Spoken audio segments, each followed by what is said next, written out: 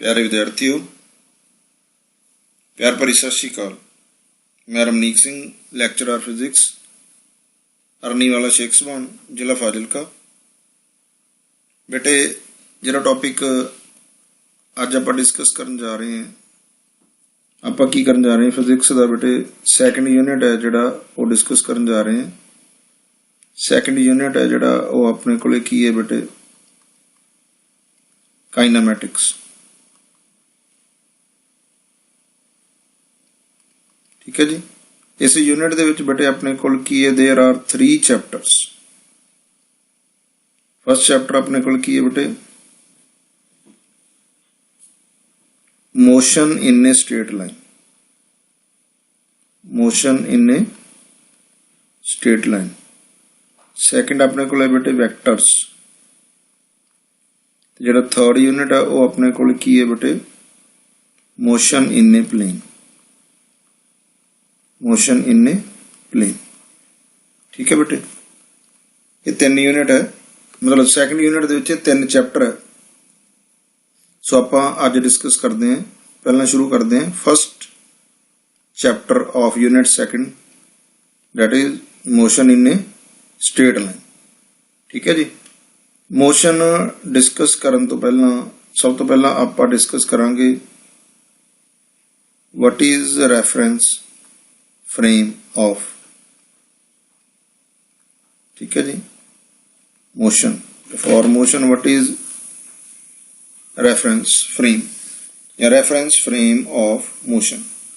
देखो बेटे रेफरेंस का मतलब अपने को की हुंदा है, जिस चीज नूं आपां आधार मन्नीए, जिस तो गाइडेंस लईए, जिस चीज नूं आपां मेन मन के बाकी सारी चीज़ों दी उहदे नाल कंपैरिजन करिए। ठीक है जी। Frame of reference means it is a frame with respect to which we will study the position या dimensions of a body when body is moving or lying at a point. ठीक है जी। Frame of reference basically are of 2 types. ठीक है जी। First अपने को की है inertial frame of reference. Inertial frame of reference. Second अपने को की है बेटे, सेकंड है non inertial frame of reference. Non inertial frame of reference. ठीक है जी। इनर्शियल फ्रेम ऑफ रेफरेंस अपने को की हुंदा है। What is inertial frame of reference आप ज्यादा डेप्थ च नहीं है, सिंपली डिस्कस करना है। In which Newton's laws of motion are valid. आगे जाके आप डिस्कस करांगे Newton's laws of motion are valid. ठीक है जी। और any frame which is moving uniformly with respect to the inertial frame of reference is also inertial frame of reference. कहने मतलब इनर्शियल फ्रेम दे विद रिस्पेक्ट टू जिहड़ा frame है, जेकर वो किवें यू कर रहे मूविंग with यूनिफॉर्म वेलोसिटी। ठीक है जी। कोई भी फ्रेम जिहड़ा inertial frame of reference they comparatively, मान लो एक फ्रेम है, ये मान लो इनर्शियल है, इहदे विद रिस्पेक्ट टू कोई होर फ्रेम है जिहड़ा यू वेलोसिटी नाल मूव कर रहा है, ते हमेशा ही वो अपने कोल की यू वेलोसिटी नाल मूव करता रहे एकसार वेलोसिटी दे नाल, ਤਾਂ ਆਹ ਵਾਲਾ फ्रेम भी अपने को की होगा इनर्शियल फ्रेम ऑफ रेफरेंस। ठीक है जी।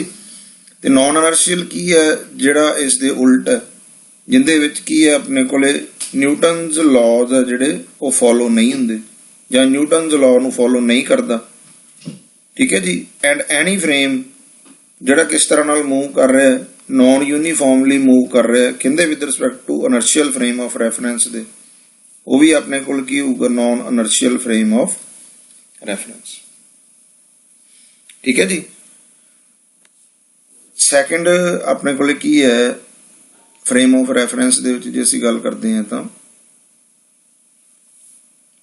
ਉਹ ਆਪਣੇ ਕੋਲ ਕੀ ਹੈ, ਜੇ ਆਪਾਂ ਡਿਸਕਸ ਕਰੀਏ ਇਹਨੂੰ ਰੈਕਟੈਂਗੂਲਰ ਕੋਆਰਡੀਨੇਟ ਸਿਸਟਮ ਜਾਂ ਪੋਲਰ ਕੋਆਰਡੀਨੇਟ ਸਿਸਟਮ। ਠੀਕ ਹੈ ਜੀ। ਰੈਫਰੈਂਸ ਫਰੇਮ ਦਾ ਮਤਲਬ ਕਿਸ ਚੀਜ਼ ਨੂੰ ਆਧਾਰ ਮੰਨ ਕੇ ਉਹਦੇ ਵਿਦ ਰਿਸਪੈਕਟ ਟੂ ਮੋਸ਼ਨ ਨੂੰ ਕੀ ਕਰਨਾ ਹੈਗਾ, ਸਟੱਡੀ ਕਰਨਾ। ਠੀਕ ਹੈ ਜੀ। ਤਾਂ ਫਰੇਮ ਆਫ ਰੈਫਰੈਂਸ ਜੇ ਆਪਾਂ ਆਪਣੇ +1 ਦੇ ਸਿਸਟਮ ਦੇ ਹਿਸਾਬ ਨਾਲ ਆਪਾਂ ਡਿਸਕਸ ਕਰੀਏ, ਜਿਹੜਾ ਅਸੀਂ ਡਿਸਕਸ ਕਰਨਾ, ਤਾਂ ਆਪਾਂ ਕਵਾਂਗੇ ਕਾਰਟੀਜ਼ੀਅਨ ਜਾਂ ਰੈਕਟੈਂਗੂਲਰ ਫਰੇਮ ਆਫ ਰੈਫਰੈਂਸ। ਠੀਕ ਹੈ ਜੀ। ਦੋ ਤਰ੍ਹਾਂ ਦੇ ਫਰੇਮ ਆਫ ਰੈਫਰੈਂਸ ਆ ਜਿਹੜੇ ਅਸੀਂ ਲੈ ਸਕਦੇ ਹਾਂ। ਸੈਕੰਡ ਆਪਣੇ ਕੋਲ ਕੀ ਹੈ, ਪੋਲਰ ਕੋਆਰਡੀਨੇਟ ਸਿਸਟਮ ਕਹਿ ਲਓ, ਜਾਂ ਕਾਰਟੀਜ਼ੀਅਨ ਜਾਂ ਰੈਕਟੈਂਗੂਲਰ, ਇਹ ਵੀ ਆਪਣੇ ਕੋਲ ਕੀ ਹੈ, ਕੋਆਰਡੀਨੇਟ ਸਿਸਟਮ। ਹੁਣ ਆਪਣੇ ਕੋਲੇ ਸਿਸਟਮ ਇਹ ਕੀ ਹੈ, ਜੇਕਰ ਆਪਾਂ ਕੀ ਕਰਦੇ ਹਾਂ ਬੇਟੇ, ਮੰਨ ਲਓ ਇੱਕ ਆਪਾਂ ਇਸ ਤਰ੍ਹਾਂ ਨਾਲ ਇੱਕ ਫਰੇਮ ਬਣਾ ਲਿਆ। ਠੀਕ ਹੈ ਜੀ। ਜਿਵੇਂ ਆਪਾਂ ਛੋਟੀਆਂ ਕਲਾਸਾਂ ਦੇ ਵਿੱਚ ਕਹਿੰਦੇ ਸੀਗੇ ਵੀ ਮੰਨ ਲਓ this is the y axis, ਠੀਕ ਹੈ ਜੀ, this is the y axis and this is the x axis, and ਆਪਾਂ ਇਹਨੂੰ ਕੀ ਲੈ ਕੇ ਚੱਲਦੇ ਸੀ ਬੇਟੇ, ਓਰੀਜਨ। ਕਹਿੰਦਾ ਮਤਲਬ ਇੱਥੇ x ਦੀ ਵੈਲਿਊ ਵੀ 0 ਹੈ ਤੇ y ਦੀ ਵੈਲਿਊ ਵੀ ਕੀ ਹੈ, 0। ਮੰਨ ਲਓ ਕੋਈ ਬਾਡੀ ਇਹਦੇ ਵਿੱਚ ਮੂਵ ਕਰ ਰਹੀ ਹੈ, ਮੰਨ ਲਓ at any instant of time t body is at point p, ਮੰਨ ਲਓ p ਪੁਆਇੰਟ ਤੇ, ਤਾਂ ਸਾਨੂੰ ਕਿਵੇਂ ਪਤਾ ਲੱਗੂ ਵੀ ਬਾਡੀ ਦੀ ਪੋਜੀਸ਼ਨ ਕੀ ਹੈ, ਤਾਂ ਕਿਸੇ ਪੁਆਇੰਟ ਦੇ ਵਿਦ ਰਿਸਪੈਕਟ ਟੂ ਹੀ ਅਸੀਂ ਸਟੱਡੀ ਕਰਾਂਗੇ, ਤਾਂ ਉਹ ਅਸੀਂ ਕੀ ਹੈ, ਓਰੀਜਨ ਦੇ ਵਿਦ ਰਿਸਪੈਕਟ ਟੂ ਅਸੀਂ ਦੱਸਦੇ ਹਾਂ। ਠੀਕ ਹੈ ਜੀ। ਜਿਵੇਂ ਮੰਨ ਲਓ ਇਹਦਾ ਆਪਣੇ ਕੋਲ ਕਿਸ ਤਰ੍ਹਾਂ ਨਾਲ ਡਰਾ ਕਰਦੇ ਹਾਂ, ਅਸੀਂ ਉਸ ਪੁਆਇੰਟ ਤੋਂ ਕੀ ਡਰਾ ਕਰ ਦਿੰਨੇ, ਦੋ ਪਰਪੈਂਡੀਕੂਲਰ ਡਰਾ ਕਰ ਦਿੰਨੇ। ਠੀਕ ਹੈ ਜੀ। ਜਿਹੜਾ ਐਸ ਐਕਸਿਸ ਦੇ ਉੱਪਰ ਜਿਹੜੀ ਲਾਈਨ ਹੈ ਇਹ ਆਪਣੇ ਕੋਲ ਕੀ ਦੱਸਦੀ ਹੈ, ਮੰਨ ਲਓ ਇਹਨੂੰ ਆਪਾਂ ਕਹਤਾ x1, ਜਿਹੜਾ ਇਧਰਲਾ ਡਿਸਟੈਂਸ ਉਹਨੂੰ ਆਪਾਂ ਕੀ ਕਹਤਾ y1, ਤੇ ਇਹਦੇ ਕੋਆਰਡੀਨੇਟ ਆਪਣੇ ਕੋਲ ਕੀ ਆ ਗਏ, x1 y1।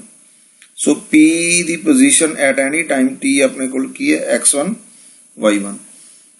ਜਿਹੜਾ ਇਸ ਤਰ੍ਹਾਂ ਦਾ ਕੋਆਰਡੀਨੇਟ ਸਿਸਟਮ ਹੈ ਜਿੰਦੇ ਵਿੱਚ ਦੋ ਐਕਸਿਸ ਜਿਹੜੀਆਂ ਅਸੀਂ ਡਰਾ ਕੀਤੀਆਂ, ਇੱਕ ਨੂੰ ਅਸੀਂ ਕਿਹਾ x Axis and second is y Axis, which are at 90 degree to each other।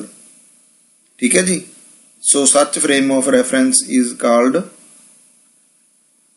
rectangular या Cartesian frame of reference। frame of reference सानू चाहिदा क्यों है, to define the position of a body at any instant of the time। ठीक है जी। we need a frame of reference। ठीक है जी। In general जे ਅਸੀਂ ਗੱਲ ਕਰੀਏ, ਰਿਵੀਜ਼ਨ ਕਰੀਏ, ਜੇ ਆਪਾਂ ਫਰੇਮ ਆਫ ਰੈਫਰੈਂਸ ਕੀ ਹੈ, ਇਨਰਸ਼ੀਅਲ ਤੇ non inertial frame of reference. Inertial frame of reference ਕੀ ਹੈ, ਜਿੰਦੇ ਵਿੱਚ ਨਿਊਟਨਸ ਦੇ ਲਾਅ ਕੀ ਹੈ, ਵੈਲਿਡ ਹੋਣ।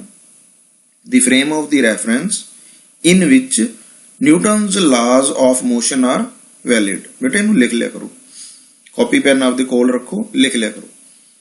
ਠੀਕ ਹੈ ਜੀ। ਇਨਰਸ਼ੀਅਲ ਫਰੇਮ ਆਫ ਰੈਫਰੈਂਸ ਦਾ ਦੂਸਰਾ ਫਰੇਮ ਆਫ ਰੈਫਰੈਂਸ ਜੇ ਆਪਾਂ ਦੱਸਣਾ ਹੋਵੇ ਵੀ ਹੋਰ ਕਿਹੜਾ ਫਰੇਮ ਆਫ ਰੈਫਰੈਂਸ ਇਨਰਸ਼ੀਅਲ ਹੋਊਗਾ, the frame of the reference which is moving uniformly. ਠੀਕ ਹੈ ਜੀ। With respect to the inertial frame of reference is also a inertial frame of reference. ਜਿਹੜਾ ਫਰੇਮ ਇਨਰਸ਼ੀਅਲ ਹੈਗਾ ਉਹਦੇ ਵਿਦ ਰਿਸਪੈਕਟ ਟੂ ਜੇਕਰ ਉਹਦੇ ਮੁਕਾਬਲੇ ਦੇ ਵਿੱਚ ਜੇਕਰ ਕੋਈ ਹੋਰ ਫਰੇਮ ਮੂਵ ਕਰ ਰਿਹਾ, ਕਿਵੇਂ ਮੂਵ ਕਰ ਰਿਹਾ, ਇੱਕਸਾਰ ਗਤੀ ਦੇ ਨਾਲ, ਵੈਲੋਸਿਟੀ ਦੇ ਨਾਲ, ਤਾਂ ਉਹ ਵੀ ਆਪਣੇ ਕੋਲ ਕੀ ਹੋਊਗਾ, inertial. Non inertial frame of reference ਕੀ ਹੋਊਗਾ ਬੇਟੇ, ਬੋਲੋ, ਜਿੰਦੇ ਵਿੱਚ ਨਿਊਟਨਸ ਲਾ ਫੋਲੋ ਨਹੀਂ ਹੁੰਦੇ। ਦੀ frame of the reference in which Newton's laws of motion are not valid is called non-inertial frame of reference, या frame which is moving non-uniformly with respect to the inertial frame of the reference is called the non-inertial frame of reference। ठीक है जी। Second ਆਪਾਂ frame of reference define ਕੀਤੇ ਹੈ ਆਪਣੇ +1 ਦੇ point of view ਨਾਲ, ਜਿਹੜੇ ਆਪਾਂ Cartesian ਤੇ ਪੋਲਰ। ਕਾਰਟੀਜ਼ੀਅਨ ਕੀ ਹੈ, ਜਿੰਦੇ ਵਿੱਚ ਦੋ ਐਕਸਿਸ ਹੋਣ ਜਿਹੜੀਆਂ ਇੱਕ ਦੂਸਰੇ ਤੇ ਕਿਸ ਤਰ੍ਹਾਂ ਨਾਲ ਹੋਣ, standing at right angle to each other. ਠੀਕ ਹੈ ਜੀ, ਇਜ਼ ਕਾਲਡ ਦੀ ਕਾਰਟੀਜ਼ੀਅਨ ਔਰ ਰੈਕਟੈਂਗੂਲਰ ਫਰੇਮ ਆਫ ਰੈਫਰੈਂਸ। ਠੀਕ ਹੈ, ਪੋਲਰ ਫਰੇਮ ਆਫ ਰੈਫਰੈਂਸ ਆਪਣੇ ਕੋਲ ਕੀ ਹੈ ਬੇਟੇ, it is used when a body is moving in a circle. ਜਦੋਂ ਕੋਈ ਬੋਡੀ ਆਪਣੇ ਕੋਲ ਕਿਸ ਤਰ੍ਹਾਂ ਨਾਲ ਮੂਵ ਕਰਦੀ ਹੈ, ਇੱਕ ਸਰਕਲ ਦੇ ਵਿੱਚ ਮੂਵ ਕਰਦੀ ਹੈ, ਤਾਂ ਉਹਦੇ ਵਾਸਤੇ ਅਸੀਂ ਪੋਲਰ ਕੋਆਰਡੀਨੇਟ ਜਿਹੜੇ ਸਿਸਟਮ ਹੈ ਉਹ ਯੂਜ਼ ਕਰਦੇ ਹਾਂ। ਠੀਕ ਹੈ ਜੀ, ਜਿਵੇਂ ਮੰਨ ਲਓ let us take a body is moving in a circle, ਇਹ ਆਪਾਂ origin ਹੈ। ਤਾਂ ਮੰਨ ਲਓ initially body starts moving from point P, Q point ਤੇ ਪਹੁੰਚ ਗਈ, ਤਾਂ ਅਸੀਂ ਕਿਵੇਂ ਡਿਫਾਈਨ ਕਰਾਂਗੇ, ਇੱਕ ਤਾਂ ਸਾਨੂੰ ਚਾਹੀਦਾ ਇਹਦਾ ਰੇਡੀਅਸ। ਠੀਕ ਹੈ ਜੀ, ਮੰਨ ਲਓ ਆ Q ਪੁਆਇੰਟ ਹੈ। ਸੈਕਿੰਡ ਆਪਣੇ ਕੋਲ ਕੀ ਚਾਹੀਦਾ, ਆਪਣੇ ਕੋਲ ਐਂਗਲ ਮੰਨ ਲਓ ਫਾਈ ਹੈ। ਇਹਦਾ ਮਤਲਬ ਕੀ ਹੈ, ਆਰ ਥੀਟਾ ਜਾਂ ਆਰ ਫਾਈ ਦੋ ਕੋਆਰਡੀਨੇਟ ਹੈ ਜਿਹੜੇ ਇਹਦੇ ਵਿੱਚ ਚਾਹੀਦੇ, ਜਿਹਨੂੰ ਆਰ ਨੂੰ ਆਪਾਂ ਆਮ ਤੌਰ ਤੇ ਕਹਿ ਦਿੰਦੇ ਰੇਡੀਅਲ ਕੰਪੋਨੈਂਟ, ਤੇ ਫਾਈ ਆਪਣੇ ਕੋਲ ਕੀ ਹੈ ਬੇਟੇ, ਇਹ ਐਂਗੂਲਰ ਕੰਪੋਨੈਂਟ ਹੈ। ਠੀਕ ਹੈ ਜੀ, BSc ਦੇ ਵਿੱਚ ਅਸੀਂ ਪੋਲਰ ਕੋਆਰਡੀਨੇਟ ਸਿਸਟਮ ਜਿਹੜਾ ਉਹ ਯੂਜ਼ ਕਰਦੇ ਹਾਂ। ਆਰ ਥੀਟਾ ਤੇ ਫਾਈ ਵੀ ਯੂਜ਼ ਕਰ ਸਕਦੇ ਹਾਂ। ਠੀਕ ਹੈ ਜੀ, ਜਿੰਦੇ ਵਿੱਚ ਐਜ਼ੀਮਿਥੂਅਲ ਐਂਗਲ ਕਹਿਣ ਦਾ ਮਤਲਬ 90 ਡਿਗਰੀ ਇਹਦੇ ਤੋਂ ਅਪ ਜਾਂ ਡਾਊਨ, ਹਾਈਟ ਵੀ ਜੇ ਅਸੀਂ ਬੋਡੀ ਇਸ ਤਰ੍ਹਾਂ ਨਾਲ ਮੂਵ ਕਰ ਰਹੀ ਹੈ ਤਾਂ ਉਹ ਅਸੀਂ ਯੂਜ਼ ਕਰ ਸਕਦੇ ਹਾਂ। ਆਰ ਥੀਟਾ ਦੇ ਨਾਲ ਉਹਦਾ ਹਾਈਟ, ਆਰ ਥੀਟਾ ਤੇ ਫਾਈ। ਠੀਕ ਹੈ ਜੀ, ਇਨ ਜਨਰਲ ਤੁਸੀਂ ਯਾਦ ਰੱਖ ਲਓ ਵੀ ਕੋਆਰਡੀਨੇਟ ਸਿਸਟਮ ਕੀ ਹੈ, ਪੋਲਰ ਤੇ ਰੈਕਟੈਂਗੂਲਰ। ਆਪਾਂ ਇੱਥੇ ਕਿਹੜਾ ਸਿਸਟਮ ਯੂਜ਼ ਕਰਾਂਗੇ, we will use rectangular coordinate system. Clear ਹੈ ਜੀ। ਹੁਣ ਆਪਾਂ ਡਿਸਕਸ ਕਰਦੇ ਹਾਂ what is motion, rest and motion ਕੀ ਚੀਜ਼ ਹੈ ਆਪਣੇ ਕੋਲ, ਰੈਸਟ ਔਰ ਮੋਸ਼ਨ। ਠੀਕ ਹੈ ਜੀ, ਫਰੇਮ ਆਫ ਰੈਫਰੈਂਸ ਬਾਰੇ ਸਾਨੂੰ ਕਲੀਅਰ ਹੋ ਗਿਆ। ਹੁਣ ਅਸੀਂ ਡਿਫਾਈਨ ਕਰਨਾ ਹੋਵੇ, ਸੋ ਫਸਟ ਆਫ ਆਲ ਤਾਂ ਆਪਾਂ ਇਹਨੂੰ ਡਿਸਕਸ ਕਰਨ ਤੋਂ ਪਹਿਲਾਂ ਆਪਾਂ ਕਹਾਂਗੇ rest and motion are relative terms. Rest and motion are relative terms. Relative terms ਮਤਲਬ ਜਿਨ੍ਹਾਂ ਦੀ ਵੈਲਿਊ ਹਰ ਵੇਲੇ ਇੱਕੋ ਜਿਹੀ ਨਹੀਂ ਰਹਿੰਦੀ। ਕਹਿਣ ਦਾ ਮਤਲਬ ਜਦੋਂ ਫਰੇਮ ਆਫ ਰੈਫਰੈਂਸ ਚੇਂਜ ਕਰ ਦਿੰਨੇ ਆ ਤਾਂ ਉਹਨਾਂ ਦੀ ਵੈਲਿਊ ਕੀ ਹੋ ਜਾਂਦੀ ਹੈ, ਚੇਂਜ ਹੋ ਜਾਂਦੀ ਹੈ। ਜਿਹੜੀਆਂ ਕੁਆਂਟੀਟੀਜ਼ ਜਿਨ੍ਹਾਂ ਦੀ ਵੈਲਿਊ ਹਮੇਸ਼ਾ ਇੱਕੋ ਜਿਹੀ ਰਹਿੰਦੀ ਹੈ ਤਾਂ ਉਹਨਾਂ ਨੂੰ ਆਪਾਂ ਕੀ ਕਹਿੰਦੇ, ਐਬਸੋਲੂਟ। ਤਾਂ ਆਪਾਂ ਯਾਦ ਰੱਖਣਾ ਹੈ ਰੈਸਟ ਔਰ motion are not absolute terms, these are the relative terms। ਜਿਵੇਂ ਮੰਨ ਲਓ example, let us suppose we are moving with the speed 60 km per hour। ठीक है जी, we are moving at a speed 60 km per hour with respect to ground, with respect to ground. ਤਾਂ ground ਨੂੰ ਅਸੀਂ reference ਲਿਆ ground ਦੇ ਮੁਕਾਬਲੇ, ਕਿਉਂਕਿ ground rest ਦੇ ਵਿੱਚ ਅਸੀਂ ਕਿਵੇਂ ਮੂਵ ਕਰ ਰਹੇ ਹਾਂ, 60 ਕਿਲੋਮੀਟਰ ਪ੍ਰਤੀ ਘੰਟੇ ਦੀ ਰਫ਼ਤਾਰ ਤੇ ਐਟ ਦੀ ਸੇਮ ਟਾਈਮ। ਠੀਕ ਹੈ ਜੀ, ਜੇਕਰ ਆਪਣੇ ਕੋਲ ਕੀ ਹੈ, ਜਾਂ ਇਹਨੂੰ ਸੌਖਾ ਕਰਨ ਵਾਸਤੇ ਲਓ ਆਪਾਂ ਦੂਸਰੀ ਐਗਜ਼ਾਮਪਲ ਜਿਹੜੀ ਆਪਾਂ ਨੂੰ ਜ਼ਿਆਦਾ ਸਮਝ ਆਵੇ। ਲੈਟ ਅਸ ਟੇਕ 2 ਕਾਰਸ ਆਰ ਮੂਵਿੰਗ। ਆਪਣੇ ਕੋਲ ਕੀ ਹੈ, ਦੋ ਕਾਰ ਮੂਵ ਕਰ ਰਹੀਆਂ, ਇੱਕ ਕਾਰ ਹੈ C1, ਇੱਕ ਕਾਰ ਆਪਣੇ ਕੋਲ ਕੀ ਹੈ C2। 2 cars R moving. ਠੀਕ ਹੈ ਜੀ, ਇਹਦੇ ਵਿੱਚ 2 ਪੈਸੇਂਜਰ ਹੈ।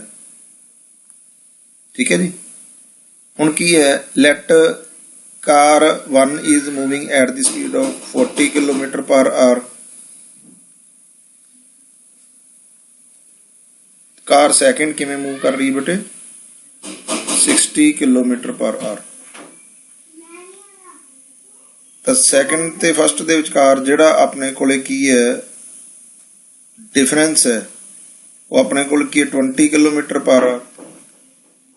ਇਹਦਾ ਮਤਲਬ ਇਹਨਾਂ ਦੋਵਾਂ ਦੇ ਵਿੱਚ ਰਿਲੇਟਿਵ ਟਰਮ ਹੈ। ਇਹ ਬੋਡੀ 40 ਕਿਲੋਮੀਟਰ ਪ੍ਰਤੀ ਘੰਟੇ ਦੀ ਰਫ਼ਤਾਰ ਨਾਲ ਜਾ ਰਹੀ ਹੈ, ਇਹ 60 ਕਿਲੋਮੀਟਰ ਪ੍ਰਤੀ ਘੰਟੇ ਦੀ। ਇਹਦਾ ਮਤਲਬ ਦੋਵੇਂ ਆਪਣੇ ਕੋਲ ਕੀ ਹੈ, ਮੋਸ਼ਨ ਦੇ ਵਿੱਚ। ਪਰ ਜੇ ਆਪਾਂ ਇਹਨੂੰ ਇਹ ਕਹੀਏ ਵੀ ਜਿਹੜੇ 2 ਪੈਸੇਂਜਰ ਇਹਦੇ ਵਿੱਚ ਬੈਠੇ ਹੈ ਉਹ with respect to each other, ਇੱਕ ਦੂਸਰੇ ਦੇ ਮੁਕਾਬਲੇ ਉਹ ਕੀ ਹੈ, ਉਹ ਰੈਸਟ ਦੇ ਵਿੱਚ। ਜਦ ਕਿ ਕਾਰ C1 ਕੀ ਕਰ ਰਹੀ ਹੈ ਬੇਟੇ, वो तो 40 किलोमीटर पर आवर की स्पीड ते मूव कर रही है विद रिस्पैक्ट टू अर्थ। जे कल्ले दी आपां लैने आ तां with respect to ground, sorry जो आप सिंपली गल करते हैं कल्ले की, तो आप कहने भी ग्राउंड के विद रिस्पैक्ट टू मूव कर रही है। इहदा मतलब जी कार है वो 40 की स्पीड से जा रही है, बट जो उन्हें पैसेंजर बैठे P1 ते आ 2 पैसेंजर है P1 ते P2, ये हमेशा ही की है आपकी पोजीशन नहीं चेंज कर रहे, एक दूजे के सामने ही बैठे हुए। इहदा मतलब with respect to each other ਜਿਹੜੇ पैसेंजर्स है वो अपने कोल की है बेटे at rest. Passengers are at rest with respect to each other. ਇਹਦਾ मतलब ਇੱਕੋ ਸਮੇਂ ਤੇ ਆਪਾਂ ਇਹ ਵੀ ਕਹਿ ਸਕਦੇ ਹਾਂ ਵੀ ਜਿਹੜੀ ਕਾਰ ਹੈ ਉਹ ਮੋਸ਼ਨ ਦੇ ਵਿੱਚ ਹੈ, ਬਟ ਜਿਹੜੇ ਪੈਸੇਂਜਰ ਹੈ ਉਹ ਰੈਸਟ ਦੇ ਵਿੱਚ ਹੈ। ਕਲੀਅਰ ਹੋਇਆ ਕਿ ਨਹੀਂ ਹੋਇਆ? ਉਹੀ ਪੈਸੇਂਜਰ ਜਿਹੜੇ with respect to each other ਹੈ ਉਹ ਰੈਸਟ ਦੇ ਵਿੱਚ ਹੈ, ਪਰ ਇਹੀ ਪੈਸੇਂਜਰ ਜਦੋਂ ਕੀ ਹੈ ਵਿਦ ਰਿਸਪੈਕਟ ਟੂ ਅਰਥ ਆਪਾਂ ਵੇਖਦੇ ਹਾਂ ਤੇ ਇਹ ਆਪਣੇ ਕੋਲ ਕੀ ਹੈ ਬੇਟੇ ਮੋਸ਼ਨ ਦੇ ਵਿੱਚ। ਕਹਿਣ ਦਾ ਮਤਲਬ ਜਿਹੜੇ P1 ਤੇ P2 ਕਾਰ ਦੇ ਵਿੱਚ ਬੈਠੇ ਆ ਵਿਦ ਰਿਸਪੈਕਟ ਟੂ ਗਰਾਊਂਡ ਤਾਂ ਉਹ ਮੂਵ ਹੀ ਕਰ ਰਹੇ ਨੇ ਬੇਟੇ। ठीक है जी, कितनी स्पीड से मूव कर रहे 40, पर एक दूसरे के मुकाबले कितनी स्पीड से मूव कर रहे कोई भी नहीं, क्योंकि हमेशा एक दूजे के सामने बैठे। क्लीयर होया कि नहीं होया? ਇਹਦਾ मतलब पैसेंजर P1 ਤੇ P2 ਜਿਹੜੇ ਆਪਣੇ ਕੋਲ ਹੈਗੇ ਆ ਨਾ ਬੇਟੇ, ਪੈਸੇਂਜਰ ਕੀ P1 ਤੇ P2 ਜਿਹੜੇ ਇੱਕ ਕਾਰ ਦੇ ਵਿੱਚ ਬੈਠੇ ਆ, ਸਿਰਫ ਉਹਨਾਂ ਦਾ ਰੈਫਰੈਂਸ ਚੇਂਜ ਕਰਨ ਦੇ ਨਾਲ ਉਹਨਾਂ ਦਾ ਮੋਸ਼ਨ ਰੈਸਟ ਵੀ ਹੋ ਸਕਦਾ ਤੇ ਮੂਵਿੰਗ ਵੀ ਹੋ ਸਕਦਾ, ਮੋਸ਼ਨ ਦੇ ਵਿੱਚ ਵੀ ਹੋ ਸਕਦੇ ਆ। कहने का मतलब जे असीं इहनूं वेखदे हां एक दूसरे के मुकाबले with respect to each other तक की हो गया वो रैस्ट हो गया, बट जे उहनूं आपां वेखदे हां विद रिस्पैक्ट टू ग्राउंड तो की हो गया मोशन। क्लीयर होया कि नहीं होया?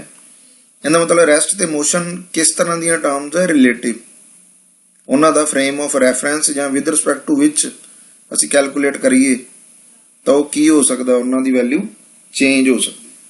क्लीयर होया कि नहीं होया बेटे? ठीक है जी।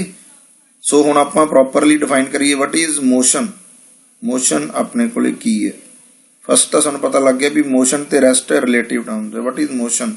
तो आपां कहांगे if a body is changing, if a body is changing its position with respect to WR2, तो मतलब with respect to its surrounding आपदे आले दुआले दे, with respect to its surrounding, then ये किस तरह नाल है? It is said to B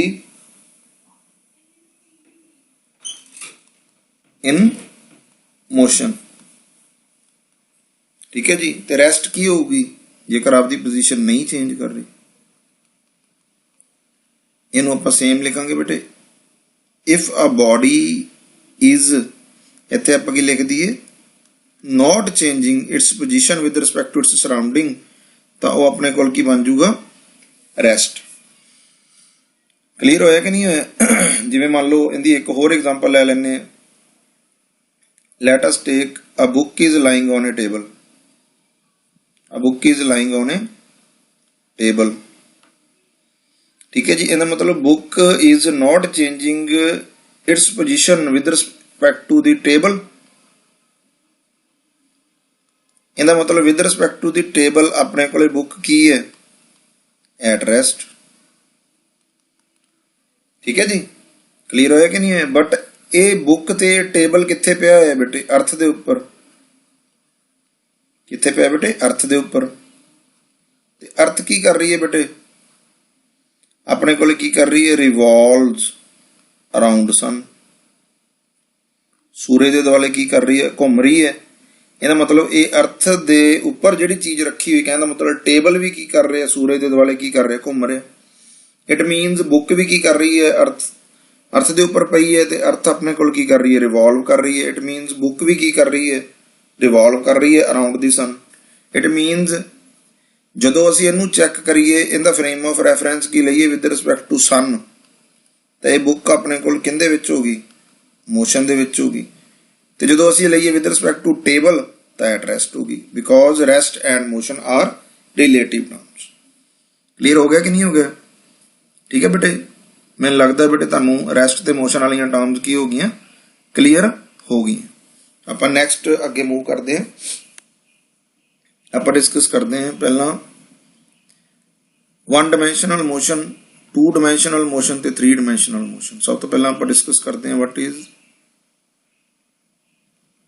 one dimensional motion. One dimensional motion नू असी की कह दिंने हैं? Straight line motion. की कह दिंने बेटे? Straight line motion. Straight line motion कहने का मतलब की है, बॉडी किस तरह नाल मूव कर रही है? Straight line they which move कर रही है। ठीक है जी, बॉडी किस तरह नाल मूव कर रही है? Moving in a straight line. Let it is the origin, let at any instant of time it is at point p. तो इहदी पोजीशन नू डिस्क्राइब करन दे लई कंप्लीटली सानू सिर्फ की चाहिए? सानू चाहिए ओरिजिन तो सिर्फ इनका डिस्टेंस चाहिए इत्थे तक। क्लीयर होया कि नहीं होया बेटे? Let it is 50 centimetre. इहदा मतलब 50 सेंटीमीटर सिर्फ वैल्यू लैन दे नाल असी इस बॉडी की पोजीशन नू की कर सकते हैं? कंप्लीटली डिफाइन कर सकते हैं। पोजीशन नू की कर सकते हैं? कंप्लीटली डिफाइन कर सकते हैं। सो डेफिनेशन की what is one dimensional motion? तो आप कहांगे if to completely define the position of a body at any instant, किसी भी समय ते, we need only one coordinate, only one coordinate। जिवें x आपां नूं x ही चाहिए, then such type of the motion is called one dimensional motion। ते one dimensional motion दा नूं आपां की कहने? motion in a straight line। Clear है बेटे? सेकंड देखो two dimensional motion. Two dimensional motion इनू आपां की कहने बेटे? Motion in a plane. Motion in a plane. Plane अपने को किस तरह की टर्म है? Two dimensional term. लो बेटे आपां बनाइए,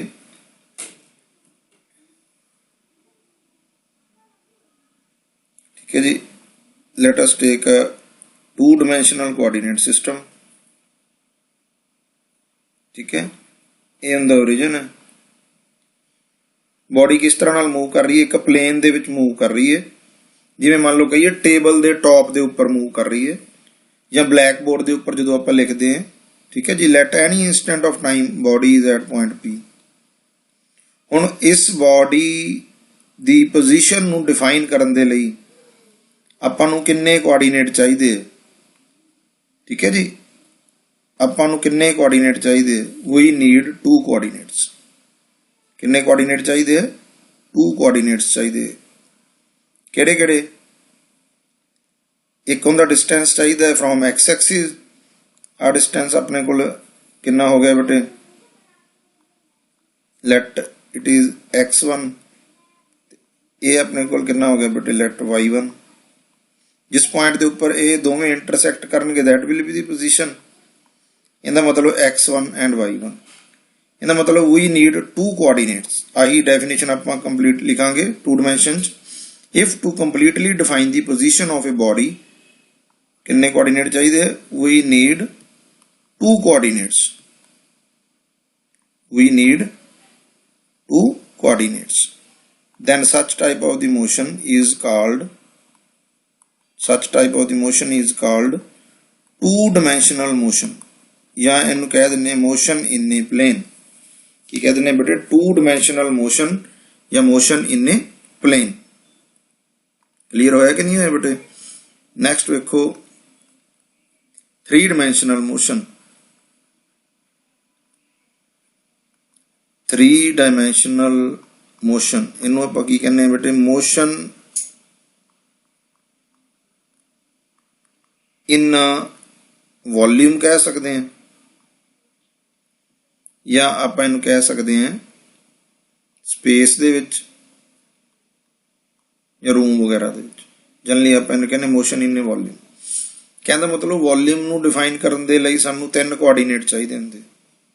ਦੇਖੋ ਆਪਾਂ ਬਣਾਈਏ, ਲੈਟ ਅਸ ਟੇਕ ਅ ਕੋਆਰਡੀਨੇਟ ਸਿਸਟਮ। ਇੱਕ ਆਪਾਂ ਕੋਆਰਡੀਨੇਟ ਸਿਸਟਮ ਬਣਾਇਆ, ਕਿਸ ਤਰ੍ਹਾਂ ਦਾ, 3D। ਕਹਿੰਦਾ ਮਤਲਬ ਕਿੰਨੇ ਕੋਆਰਡੀਨੇਟਸ ਆਉਂਦੇ, 3 ਕੋਆਰਡੀਨੇਟ। ਠੀਕ ਹੈ ਜੀ। Let it is the origin. ਇਹਦੇ ਉੱਪਰ ਕੀ ਹੈ, let at any instant of time body is at point P। ਤਾਂ ਜਿਵੇਂ ਆਪਾਂ ਪਹਿਲਾਂ ਕੀ ਕੀਤਾ ਸੀ ਬੇਟੇ, ਉਸ ਪੁਆਇੰਟ ਤੋਂ ਪਰਪੈਂਡੀਕੂਲਰ ਡਰਾ ਕੀਤੇ ਸੀਗੇ, ਉਵੇਂ ਆਪਾਂ ਇੱਥੇ ਵੀ ਕੀ ਕਰਾਂਗੇ ਬੇਟੇ, ਇਹਦੀ ਪੋਜੀਸ਼ਨ ਨੂੰ ਡਿਫਾਈਨ ਕਰਨ ਦੇ ਲਈ ਇੱਥੇ ਪਰਪੈਂਡੀਕੂਲਰ ਡਰਾ ਕਰਾਂਗੇ। ਠੀਕ ਹੈ ਜੀ। ਧਿਆਨ ਨਾਲ ਨੋਟ ਕਰੋ। ਮੰਨ ਲਓ ਆ x1 ਹੈ, ਇਹ y1 ਹੈ, ਇਹ z1 ਹੈ। ਦੇਖੋ ਬੇਟੇ ਆਪਾਂ ਇਹਨੂੰ ਕਿੱਥੇ ਡਰਾ ਕਰ ਰਹੇ ਹਾਂ, ਅਸੀਂ ਇਹਨੂੰ ਪਲੇਨ ਦੇ ਵਿੱਚ 3 ਡਾਇਮੈਂਸ਼ਨ ਨੂੰ ਡਰਾ ਕਰਨ ਦੀ ਕੋਸ਼ਿਸ਼ ਕਰ ਰਹੇ ਹਾਂ। ਜਿਹੜੀ ਆਹ ਚੀਜ਼ ਅਸੀਂ ਡਰਾ ਕੀਤੀ ਹੈ ਨਾ, ਇਹਦਾ ਮਤਲਬ ਕੀ ਹੈ ਵੀ ਇਹਨਾਂ ਦੋਵਾਂ ਦੇ ਉੱਪਰ ਕੀ ਹੈ, ਇਹ ਪਰਪੈਂਡੀਕੂਲਰ ਹੈ, ਇਸ ਤਰ੍ਹਾਂ ਬਾਹਰ ਨੂੰ ਜਾਂ ਅੰਦਰ ਨੂੰ। ਠੀਕ ਹੈ ਜੀ। ਆਪਦੇ ਰੂਮ ਦੀ ਛੱਤ ਨੂੰ ਵੇਖੋ, ਕਾਰਨਰ ਦੇਖੋ, ਜਿੱਥੇ ਇਸ ਤਰ੍ਹਾਂ ਨਾਲ 3 ਲਾਈਨਾਂ ਆਪਣੇ ਕੋਲ ਕੀ ਕਰ ਰਹੀਆਂ, ਆ ਕੇ ਮੀਟ ਕਰ ਰਹੀਆਂ।